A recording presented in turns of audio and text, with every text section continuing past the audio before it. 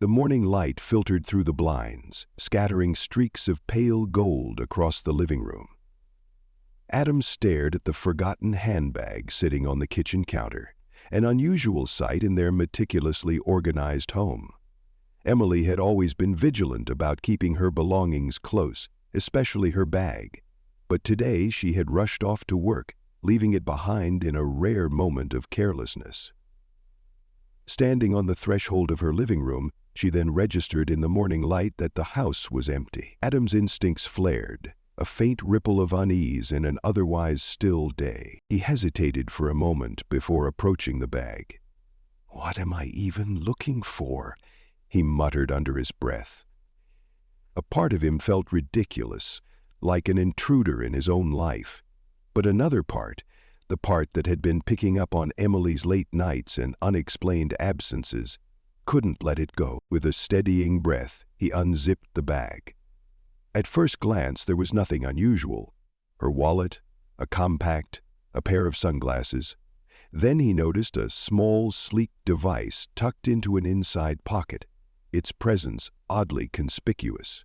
He pulled out the phone, unfamiliar in its design and feel. This wasn't the phone Emily always used in front of him. His heart sank. Adam pressed the power button, and the screen lit up with a passcode prompt.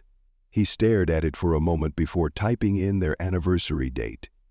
The phone unlocked with an almost mocking ease, and his stomach churned. Frowning, the home screen was a collage of messages and notifications, none addressed to Emily, but to someone named Baby. The name alone was a sucker punch. His fingers trembled as he tapped on the messages. Line after line of intimate exchanges filled the screen. Inside jokes, declarations of longing, plans for secret getaways. Each word felt like a knife twisting deeper. "Last night was perfect," one message read. Another followed. "Can't wait to see you again. Same time next week?" Adam scrolled further, finding photos, candid shots of Emily smiling in ways she hadn't smiled at him in years.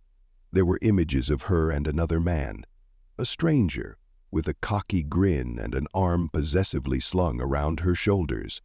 The timestamp on the photos was recent, painfully so. A boiling rage surged within him, followed by a wave of cold calculation. Confronting Emily now would be satisfying but short-sighted. No, he needed to think. He needed proof. Unassailable, undeniable evidence. He spent the next few hours in meticulous preparation.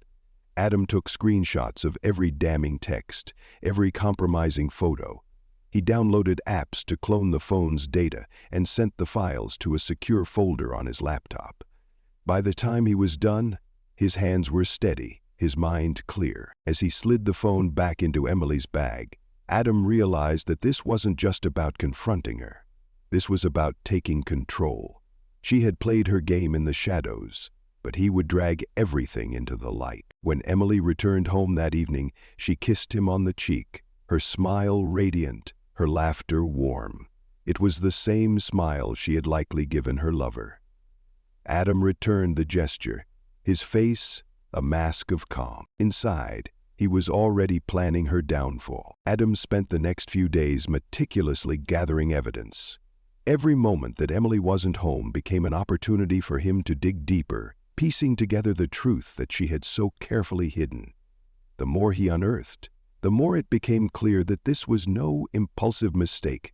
It was a full-fledged double life. Emily's clandestine phone revealed not just messages but locations, a string of hotel bookings, romantic dinners, and even flights. Adam discovered she'd been using their shared bank account to partially fund these escapades, hiding the transactions among legitimate expenses.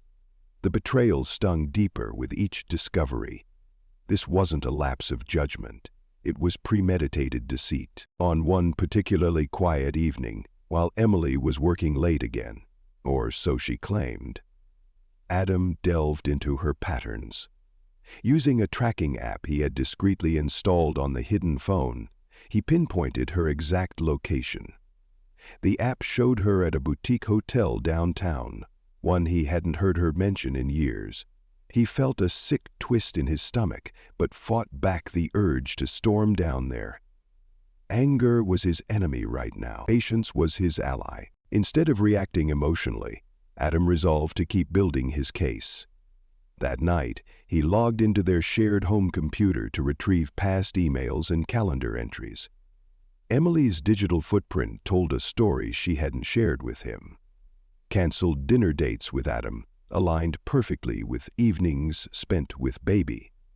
Her gym visits were, in reality, rendezvous points, and work conferences turned out to be elaborate alibis. As he sifted through the data, Adam noticed something peculiar. Her messages with baby were filled with admiration and longing, but they also hinted at a future, a life together free from secrecy.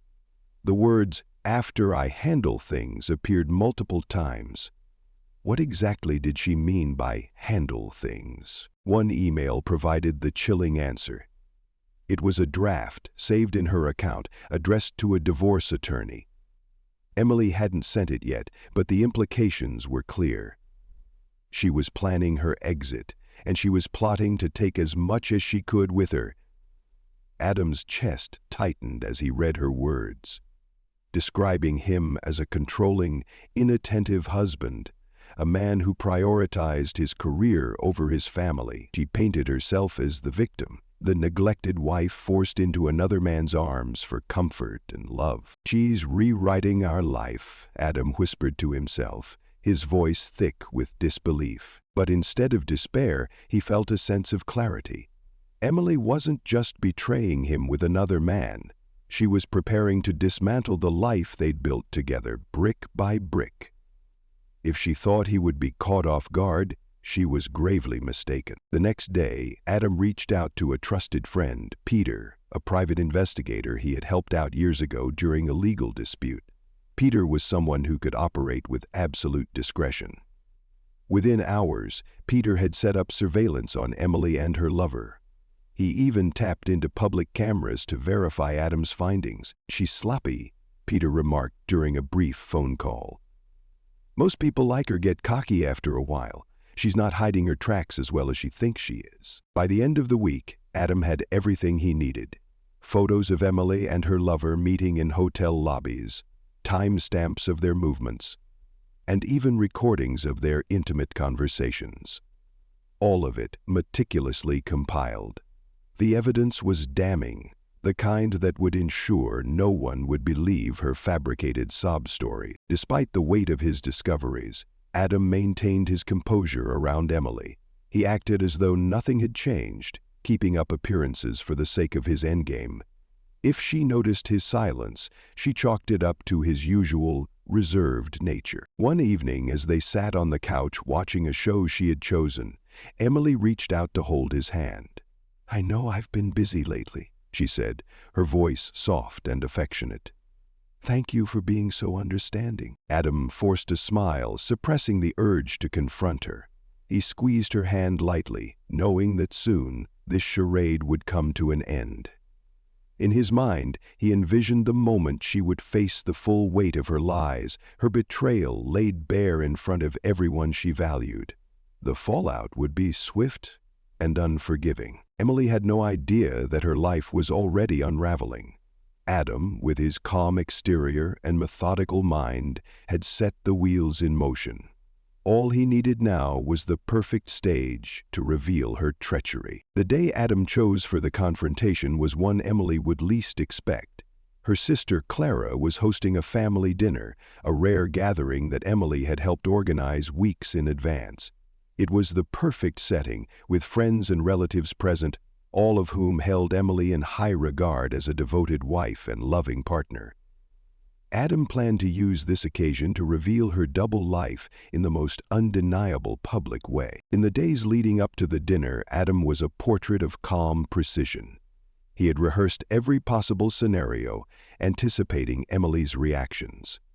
He compiled the evidence meticulously, the text messages, photos, and even bank records. Each piece of information was placed in a presentation folder, sealed, and marked Emily's secrets. It wasn't enough to confront her. She needed to face the weight of her betrayal with no room for excuses. The night of the dinner arrived, and Adam dressed carefully. He chose a dark suit, his appearance sharp and composed, a stark contrast to the storm brewing inside him. Emily, dressed in a pale blue dress that highlighted her beauty, seemed radiant and carefree. She hummed softly as they drove to Clara's house, her hand resting lightly on Adam's knee. "You've been so quiet lately," she said, with a small smile. "Everything okay?" Adam smiled back, his calm exterior betraying nothing. "Just work," he replied, his tone even. "Nothing to worry about." At Clara's house, the atmosphere was warm and lively. The dining room buzzed with conversation and laughter as people passed dishes and toasted to family. Emily was in her element, laughing with her sister, doting on their nephews, and charming everyone with her wit.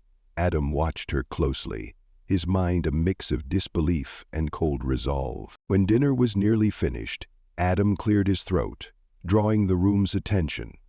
"I'd like to say a few words," he began, standing and holding up his glass. The room quieted as everyone turned to him. "I want to thank Clara for hosting this wonderful evening," Adam said, his voice calm yet commanding. "It's moments like these that remind us how important family is." He paused, letting the weight of his words settle. "And how devastating it is when someone betrays the very foundation of trust that binds us together." A ripple of unease passed through the room.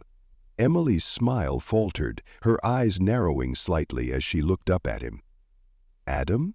she asked, her voice tinged with confusion. "I've discovered something recently," Adam continued, his eyes locking onto hers. "Something I think everyone here deserves to know." X eyes fixed on his, on her face, and her voice trailed off into her laughter again. She sighed while trying to push away the thoughts of her transformation, slipping away from. The room fell silent. Adam reached into his bag and pulled out the folder marked Emily's Secrets. He placed it on the table in front of her. "Emily," he said, his tone firm but measured. "Would you care to explain this?" Emily's face drained of color. She glanced around the table, her composure slipping as she realized every pair of eyes was on her. Slowly, she opened the folder. The first page was a photo of her and her lover, taken outside a boutique hotel. Behind it were screenshots of their messages, detailed records of their clandestine meetings, and even a copy of the unsent email to the divorce attorney. Her hands trembled as she flipped through the pages.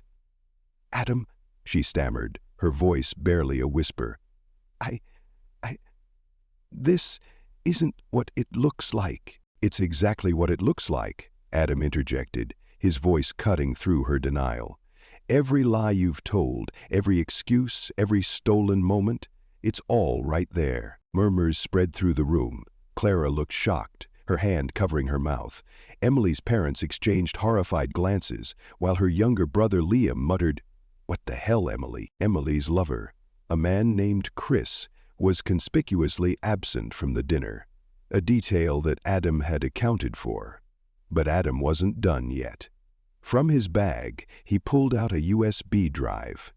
"And for those of you who think this might be some misunderstanding," he said, addressing the table, "I have recordings." "No!" Emily burst out, standing abruptly. Her voice cracked with desperation. "Adam, please." "Not here." "We not?" Adam asked, his voice ice cold. "This is your family, Emily. These are the people who deserve to know the truth about who you've become." Tears welled up in Emily's eyes as she glanced around the table, her polished facade crumbling. "I made a mistake," she said, her voice trembling. "It wasn't supposed to mean anything." "Stop lying," Adam snapped, his calm finally breaking. He turned to the others. "She's been planning to leave me, to take half of everything I've worked for and build a life with another man. She's been stealing from me, stealing from us." The words hung heavy in the air. Emily sank back into her chair, her head in her hands. Clara finally broke the silence.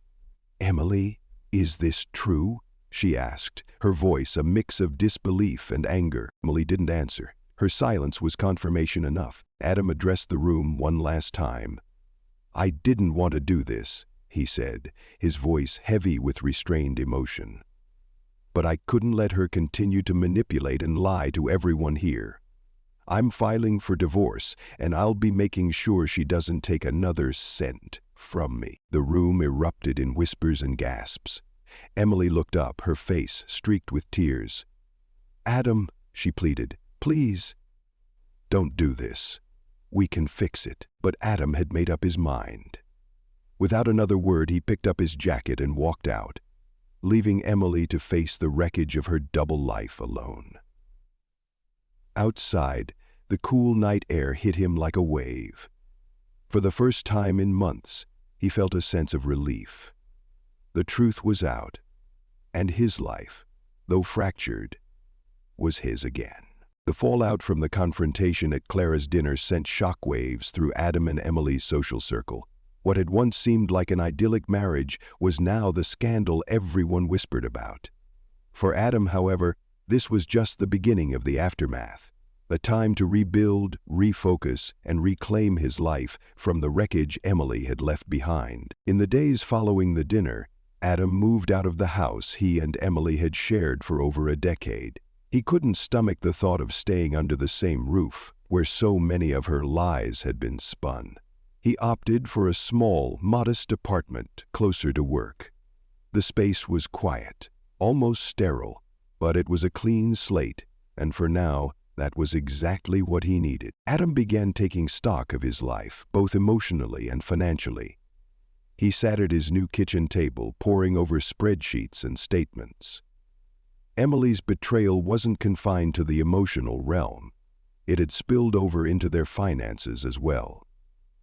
She had spent thousands of dollars on her secret life with Chris, and Adam was determined to ensure she didn't walk away with more than she deserved. He reached out to a divorce attorney, Lisa Carrington, who came highly recommended by a colleague. Lisa was sharp, methodical, and fiercely protective of her clients. During their first meeting, Adam laid everything on the table: the evidence he had gathered, the details of Emily's plans, and the documents outlining their shared assets. Lisa's eyes widened slightly as she reviewed the material. "You've done half my job already," she said, tapping the folder Adam had handed her. "This level of documentation is rare. It'll make our case airtight." "That's the idea," Adam replied, his voice steady. "She's already shown she'll play dirty. I won't give her the chance." Lisa nodded. "It's good you're being proactive, but divorce isn't just about winning, it's about rebuilding. Make sure you're taking care of yourself in all of this." Adam gave a small smile, though her words felt hollow. Taking care of himself seemed like a distant priority. His focus was on one thing: ensuring Emily didn't profit from her deceit. While the legal process moved forward, Adam found himself navigating the social repercussions of the scandal. Friends and acquaintances began reaching out, some to offer support, others out of sheer curiosity. Clara, who had been mortified by what transpired at her dinner, called frequently, apologizing profusely for having unknowingly enabled Emily's lies. "I had no idea, Adam," she said during one tearful phone call, "if I'd known what she was doing." "It's not your fault," Adam reassured her. "She fooled all of us." Still, there were moments when Adam questioned whether exposing Emily so publicly had been the right decision. While most people sided with him, some accused him of being vindictive, airing private matters in a way that humiliated Emily unnecessarily. A part of him wondered if he could have handled it differently. But then he remembered the calculated way she'd planned her escape, and the doubt faded. It was what Adam could do. He didn't have a choice. Work became both a refuge and a challenge. Adam's colleagues, while professional, clearly knew about his situation. Whispers followed him in the hallways, and meetings often started with awkward silences before anyone addressed the matter at hand. Despite the distractions, Adam threw himself into his projects. His analytical mind, the same one that had helped him uncover Emily's betrayal, became his greatest asset as he worked on complex proposals and deadlines. His boss, a reserved man named Charles, pulled him aside one day. "You're doing good work, Adam," Charles said, "but don't bury yourself in it. Take the time you need." Adam nodded, though he had no intention of slowing down. Work gave him purpose, a way to focus his energy and stave off the hollow ache of loss. Meanwhile, Emily's life was unraveling. The revelations from the dinner had not only destroyed her reputation, but also driven a wedge between her and her family.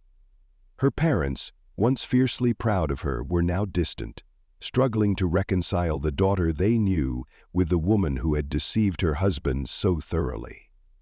Clara stopped speaking to her altogether, a painful but necessary boundary after the humiliation of hosting that fateful dinner. Chris, her lover, didn't escape unscathed either. Adam had made sure the evidence he gathered reached the right hands, including Chris's employer, a corporate firm with a strict code of conduct. It wasn't long before Chris found himself out of a job, his own life tainted by the affair. Emily tried reaching out to Adam several times, leaving voicemails filled with tearful apologies and pleas for forgiveness. But Adam never responded. He listened to one message, a rambling monologue about how she had lost herself and how their marriage could still be saved. Her words only hardened his resolve. She hadn't lost herself. She had made deliberate choices every step of the way. One evening, as Adam sat on his couch, a glass of whiskey in hand, he allowed himself to reflect. The anger that had once consumed him had begun to fade, replaced by a quieter determination. He realized that his life, while shaken, was far from over. If anything, it was just beginning. Adam decided to take a step he hadn't considered before: therapy. He found a counselor, a kind yet incisive woman named Dr. Lang, who helped him untangle the complex emotions surrounding Emily's betrayal.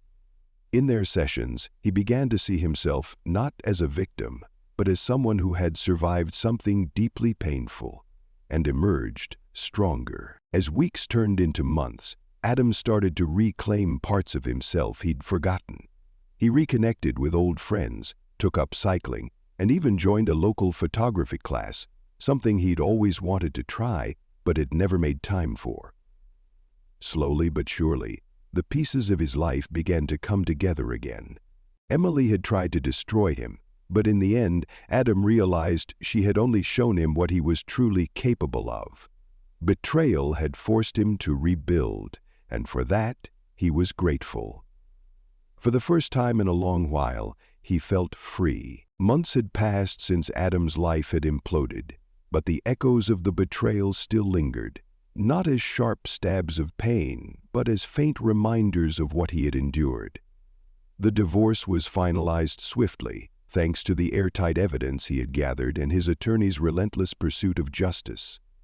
Emily's attempts to spin the narrative in her favor had fallen flat, her claims of neglect and unhappiness unable to withstand the mountain of truth Adam presented. With the legal battle behind him, Adam focused on the future, a future entirely his own. Yet the journey wasn't without its challenges. Letting go of anger, distrust, and the gnawing insecurity Emily's betrayal had left behind was no easy task. But it was necessary. One morning, Adam stood in the small kitchen of his apartment, the smell of freshly brewed coffee filling the air. He sipped his drink and gazed out the window at the quiet street below. For the first time in years, he felt a sense of peace, even if it was tinged with the bittersweet knowledge of what he'd lost. He spent more time outdoors, finding solace in the rhythmic cadence of running through nearby trails. Each step felt like shedding a layer of pain, his breath sinking with the rustle of leaves and the chirping of birds. Running became a metaphor for his healing, moving forward, step by step, no matter how heavy the weight he carried. Adam also reconnected with old passions. A photography course at a local community center became a regular part of his week. He was surprised at how much joy he found in capturing life through a lens, freezing moments in time.